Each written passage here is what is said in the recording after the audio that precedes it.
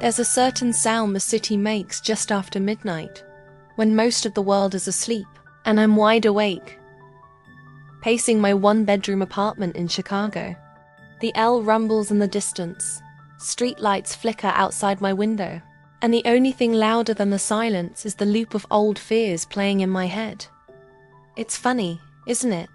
How you can be surrounded by millions of people and still feel totally alone. 2 years ago, if you told me my entire life would unravel my marriage, my job, my belief in myself, all gone within a season, I don't think I would have believed you. And yet, here I am, 44, divorced, and starting over from scratch. It's like the reset button got slammed whether I wanted it or not. But what happened next? I never would have imagined it. Not the pain, not the hope, not the way the universe is listening, even when you're shouting into the dark. Let me back up. My name is Denise. I'm a social worker, or I was, until the non-profit I'd given 12 years to downsized, and I was one of the first to go.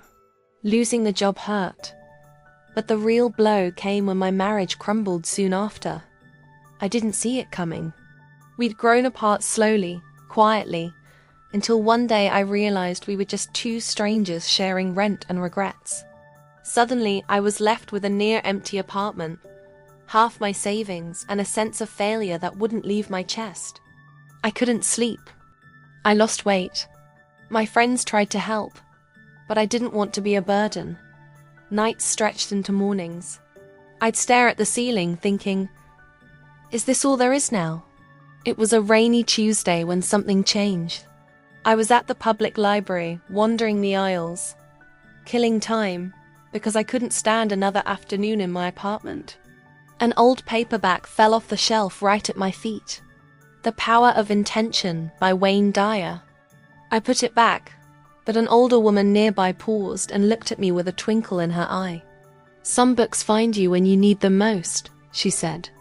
I smiled politely, but the title echoed in my mind all the way home. That night, out of sheer curiosity, I downloaded the audiobook and listened as I washed dishes.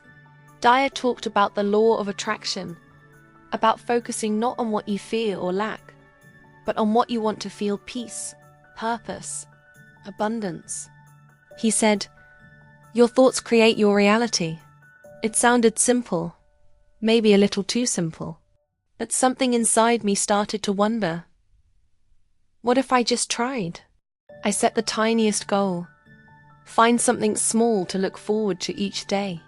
I started a gratitude practice, jotting 3 things each night: the warmth of my morning coffee, a neighbor's smile, finding a crumpled $5 bill in my winter coat pocket. Over time, I tried daily affirmations, awkward at first, standing in the mirror whispering, I am worthy. I am healing. I am open to receiving joy. I didn't always believe it, but the ritual calmed me. I'd light a candle, breathe deeply, and imagine soft golden light around my heart. My own clumsy version of visualization. I read about vibrational alignment, how your energy attracts what matches it. So, instead of replaying worst-case scenarios, I asked, what would it feel like if good things were on their way? Sometimes I could taste hope in the air, the Christmas of autumn, the smell of fresh rain. But healing isn't smooth. The first big setback came when I didn't get a job I desperately wanted. I sobbed into my pillow, certain it was proof the universe had forgotten me. A friend texted, maybe this is a redirection, not a rejection.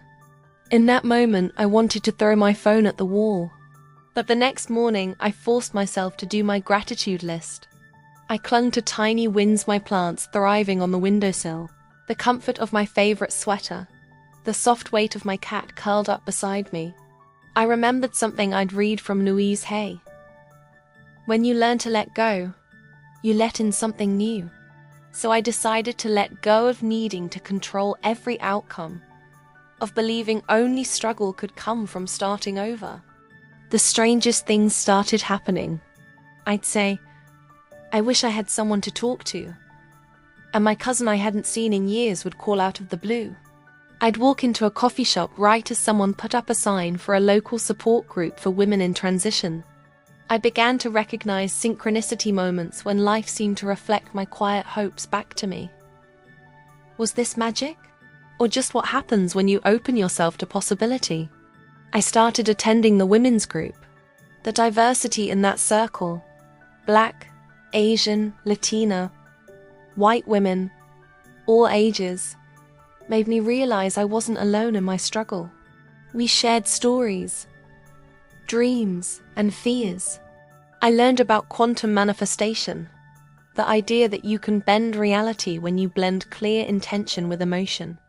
One evening after group, our facilitator, Maya, encouraged us to create future boards, collages of what we wished to call in. I cut out images of laughter, city skylines, fresh journals, a woman teaching a class, hearts, and golden light. I started daily visualization, me leading workshops, holding space for others, feeling fulfilled and energized, smiling for real. I'd close my eyes and feel it in my chest, the joy, the belonging, the sense of purpose. Soon after, Maya asked if I'd co-lead a new self-healing workshop. At first, I panicked. Who am I to teach anyone? But in the mirror that night, I whispered, I am becoming the woman I want to be. I felt that truth settle, gentle and strong. The day of the workshop, I was nervous but alive. I shared my story, the unraveling, the hopelessness, the tiny rituals that brought me peace.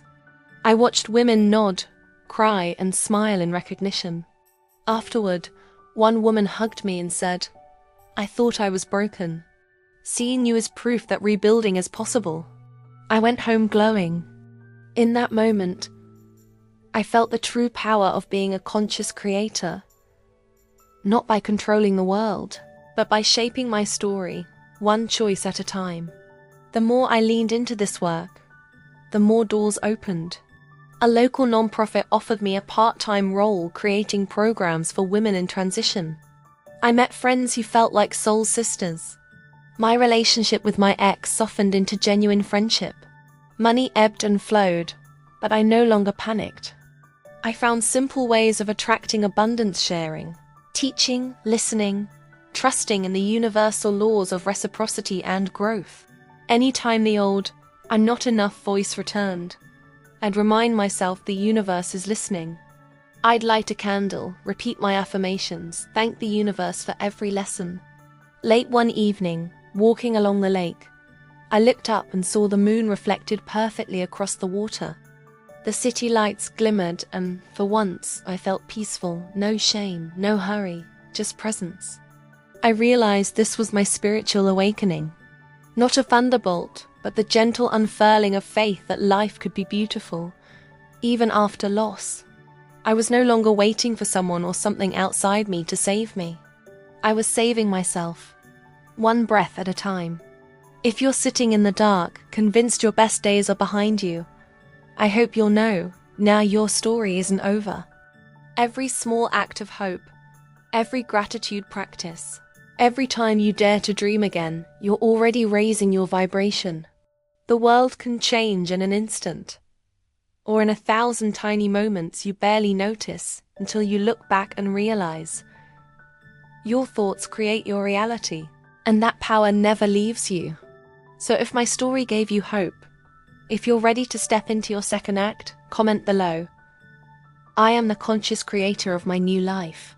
And if you felt inspired, please like, subscribe and share. You never know, the story you choose to claim next could be the very sign someone else has been waiting for. Your next chapter is listening. The universe is too. Start writing it tonight.